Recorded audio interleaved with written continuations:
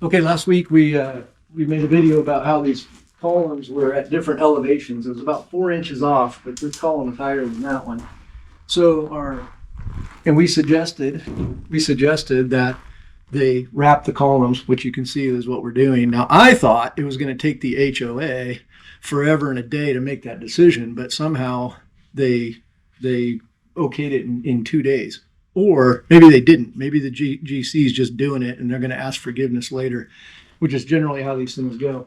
But anyways, we wrapped it. We're going to put some backer board on this all the way down to our footing, and then put our stone on it, wrap our stone, and then we're going to pour a cap. So, and actually in the order it goes is we're going to wrap it with the backer board. Take a look at that. And then we're going to do our cap.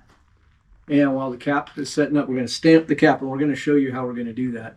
So anyways, take this video as the introduction to the little project here. We're going to fix this for the concrete guy. So as in kind of normal negotiations in this kind of work is that the concrete guy inadvertently did this. He made a mistake. Who knows why? We did find the footing on this one was higher than the other one. And that's what caused the difference, because they built the boxes the same height. Anyways, they have to pay for it, so we're going easy. I'm going to give them the rock, but they got to help us out with the labor. So that's kind of the answer here.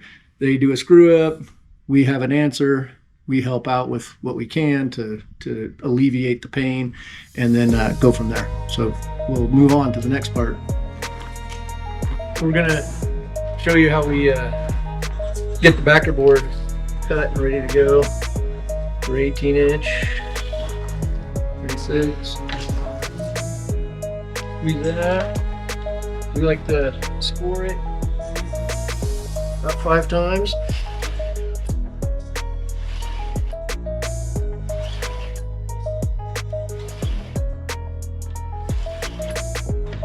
Let it hang off that edge.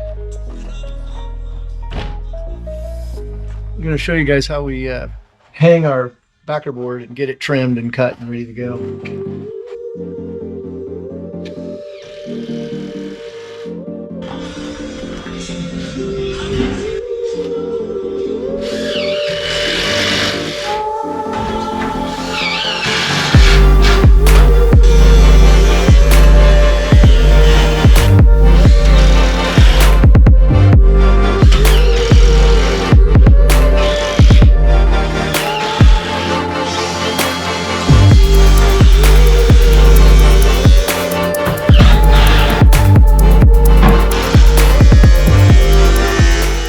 And we're getting ready to wrap or set our ledger around the cap here. And what it'll do is it'll hang out about a little more than 1.5 inches, because our rock, you can see here, our rock's going to sit like this. We're going to have a concrete cap. It's going to come down, and rock will slip underneath it. We don't want to be too far out, because it just looks weird, but we want to be enough out to give it a nice reveal, nice clean reveal.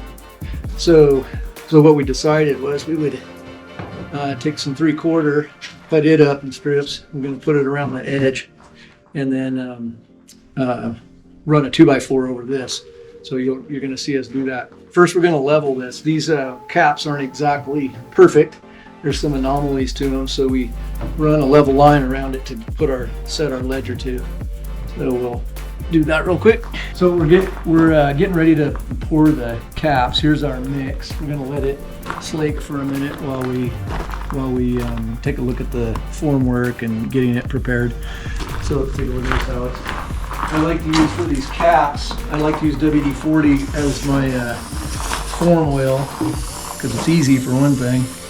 Smells good too, and you can get a couple times around on the forms, and it'll release nice and clean.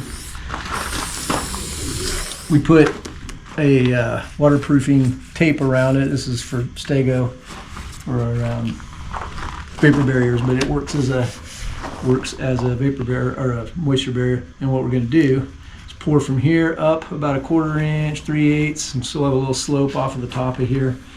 We're gonna pour a colored this colored concrete. It looks pretty dark right now, but we're gonna attempt to do is kind of blend with our rock. So we have these dark rocks and the light ones, but most of it's charcoal color. So and then we'll stamp it. Let's take a look at the stamp. We're gonna stamp it with this this slate skin, they call it, and so it will fairly resemble the rock and that texture. So we'll see how it goes. We're gonna start the mixing process now, and we will start pouring them. This is one of my favorite shovels. You can see I think it got run over, so I cut it and taped it. So it's fiberglass, so it'll give you splinters if you don't. But it's been around. This thing's been around longer than either of my two wives, and it's pretty useful. My second wife's pretty useful, but this thing is way more useful than my first wife. So it's still with me. All right, let's roll it around. We're gonna rough it in. I don't want to. I'm not going to go for home here where I actually make the full or make it slope and all that stuff.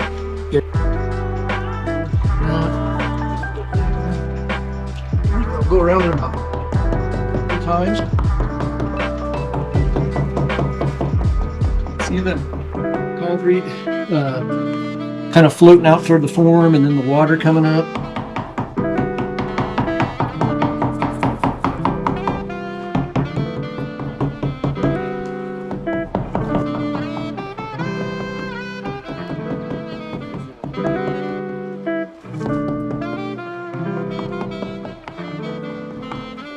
We just kind of lay it up, clean that form, and then lay up that extra up to the post.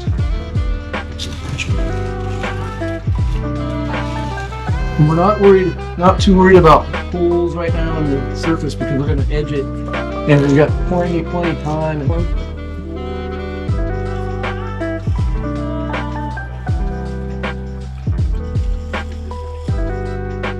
Cut it.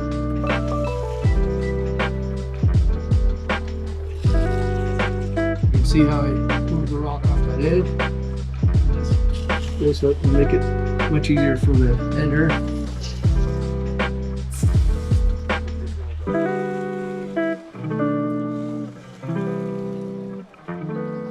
You can't see it probably in the camera, but I'm putting a little bit more pressure to the leading edge, to the round part here, because I want to maintain my slope up to the post. Yeah.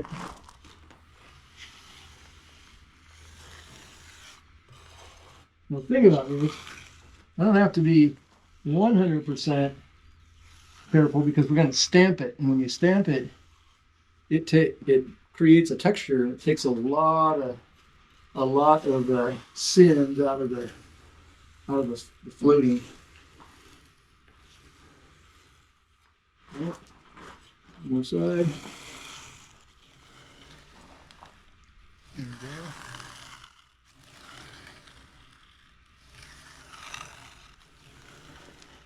Also, up on this edge, we're going to have trim that goes around around here, kind of like the window over there. But there'll be a trim piece that'll cover this and come down on our concrete. I'm going to finish right in here. Let me grab my little Fresno to take the marks out.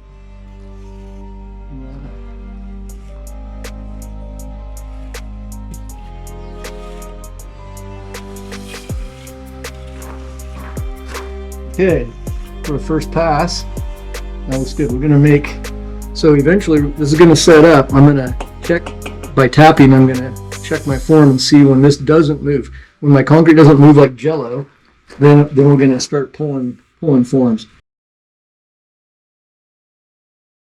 Update in the middle of this project. You can see our cap is shaping up pretty nice. Got it edged right here. We're going to be stripping forms pretty soon. We're going to be pulling this form, pulling them all. But we're going to do it in an order that I'm going to show you how I like to do it, because we need to round. Right now, this corner in here, all of them are at a 90-degree sharp, and we need to ease it with the edger. So, take a look at that one. And that's good too. Same thing. See a little, let's see if you can see it. There's a little mark right here. Little mark right there. And we're going to go through this one more time. We're going to fill little voids. There'll be trim over this. You wouldn't see that, but we're going to show you how we finish the tops and get them ready for the stamp.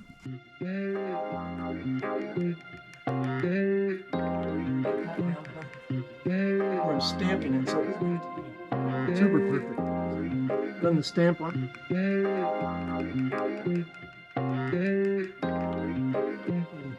Mind our bottom. Clean this off.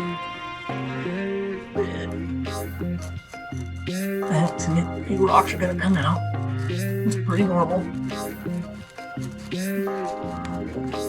Okay. Here we go.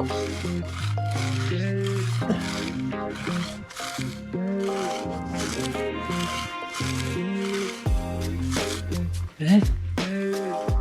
Knock that down a little bit. Maybe arch in there. Basically, we don't want any big holes. So I'm going to take a little cream off the top. See that? Put it here.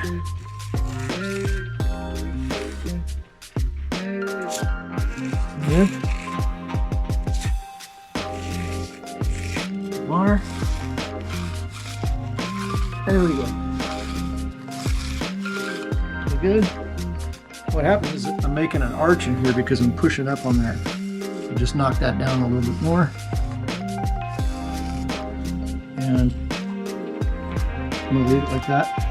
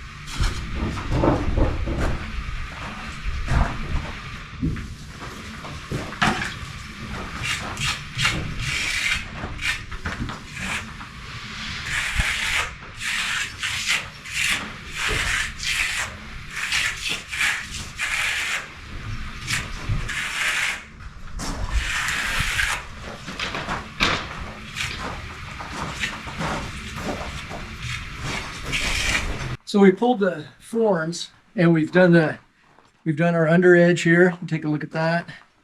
And the this is looking nice and tight. We're getting ready to put the leaf edge on it. I'm gonna put a little more, scrape a little more cream off of here and kind of touch up my corners. When we stamp it, it'll stamp into the cream will stamp into the corner. Kind of gives it a little more body and prevents it from Cracking. Good, look at that. See that? Gold. Put that in there. Yeah. Just fill up the top.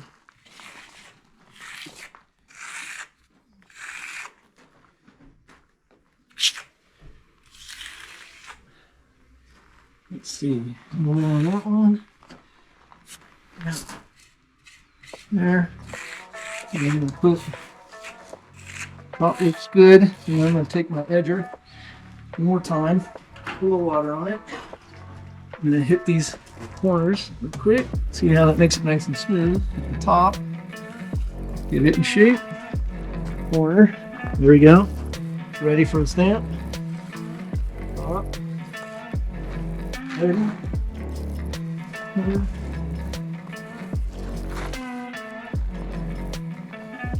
Okay. We're going to put some gray on there first. Run a little bit of gray out. Okay. I'm going to put some peach on there.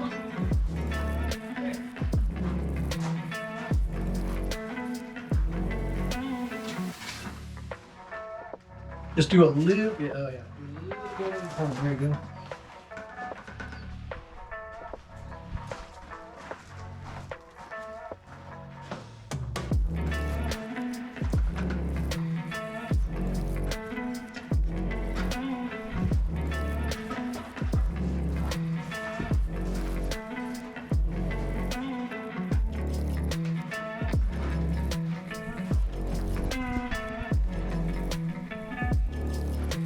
Thinking there.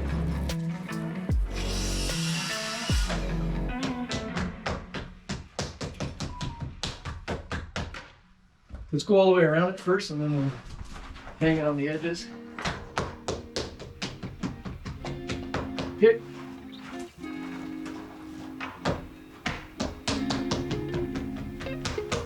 Hit.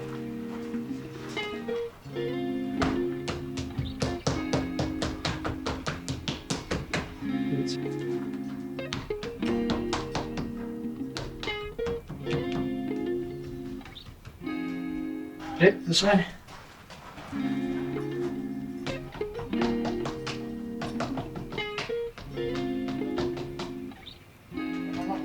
Hit.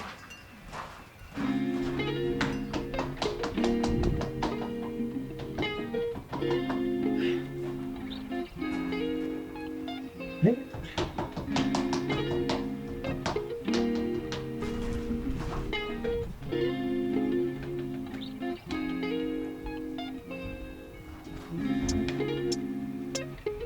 Hold your feet, yeah, right there. Reach. Hit. And then at about a 30 degrees. Better.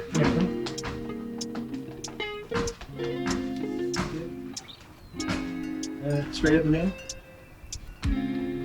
So we're gonna clean up now for a little while, and then we're gonna cover the caps with plastic for the night. Let them stiffen up, and tomorrow we'll wash them off at the end of the day. I'm gonna show you that process.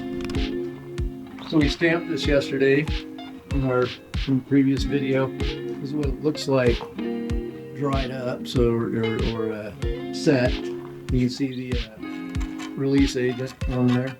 So we're going to take the hose and blow a little bit of that off. You can walk.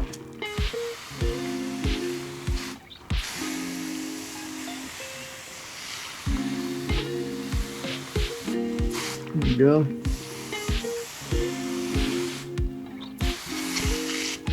Pretty good.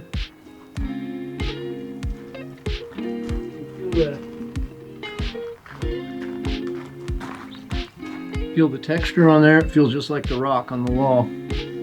So now we're gonna start to place our rock on these columns. Before we do that, we're gonna shoot a line with the laser from this bottom of this trim to our columns. That way they can run their pavers up against our board.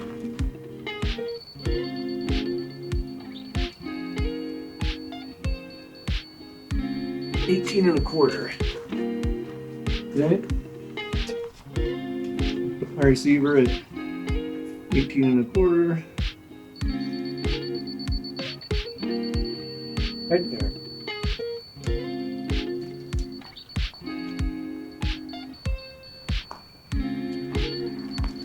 All right, we'll take the level around the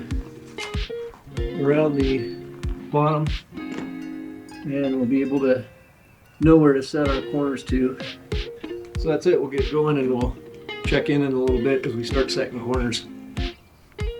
So I put a little pre-scratch on these columns before we place the rock. This will give it something to bind to.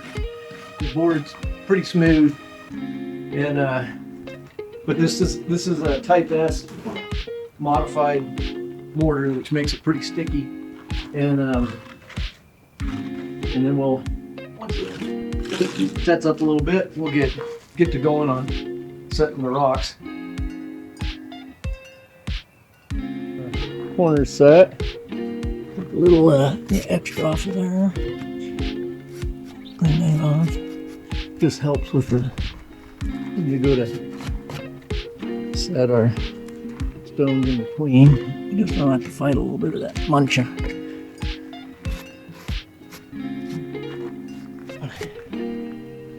But set up on this one.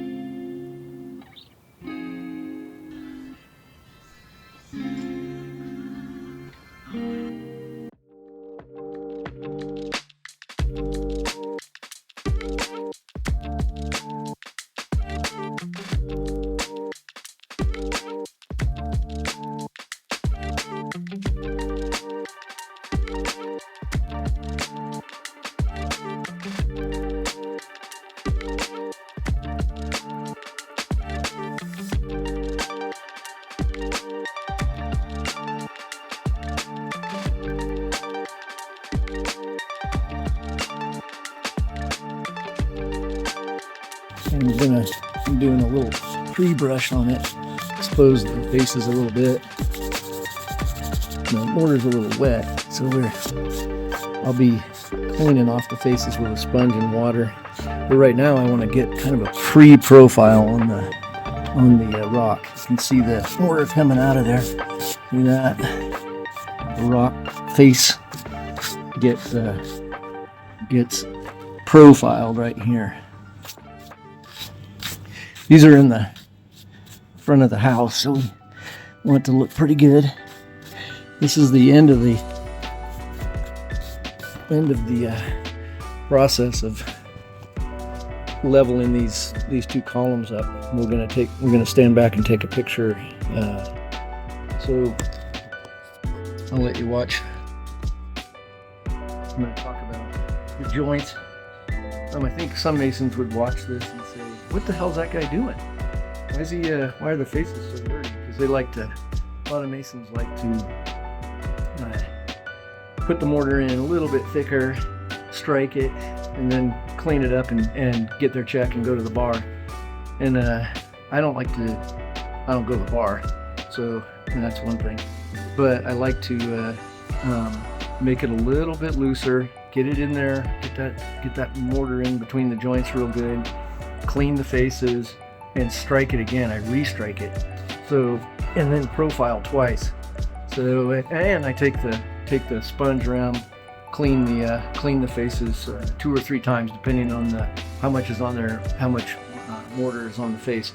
But I want to get it to the point where I can clean it with acid and make it shine with the sealer. So I'm gonna keep going here. There we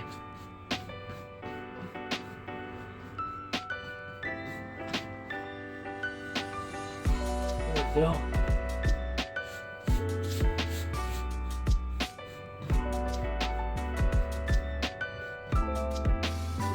Okay. Take a look. Take some gloves off to turn the camera angle around. Alright, you can see a little bit of detail here. You can see how it moves a little bit, and it needs to stiffen up. And then I can scratch it down a little bit more, expose a little more of the rock. It'll look nice and clean. on this face we can see how it's kind of chalky, and this would probably clean up with the acid, but I like to take it down with one more pass, take the chalk off of there, and then the acid will shine it before we get the sealer on there. So I'm going to show you how that looks as I'm washing it. So I got a sponge, kind of clean water. Let's see how this works out here. You want to turn your sponge a bunch of times so you can kind of see the film right there. That's what we don't want to leave behind. Okay.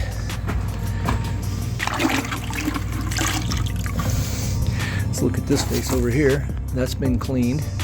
It's going to look like that when it's all dry. The acid will wash the rest of the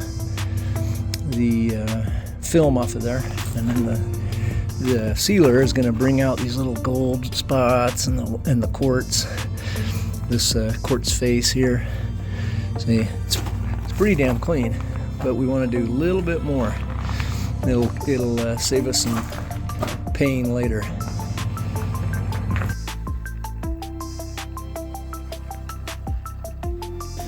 Again, you could probably put too much in the mix. I like to go to like probably a 1 to 5 mix. The worst case scenario is you burn the surface or burn the joint. It turns it yellow if you just went straight acid. But this mix is fairly weak. This rock is really hard. Cleans up pretty easy. We don't have a lot of buildup on it. Sometimes, and this time I like to use a nice thick roller. This is a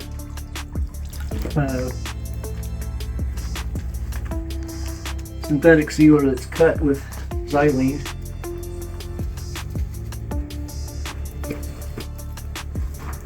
Do the whole.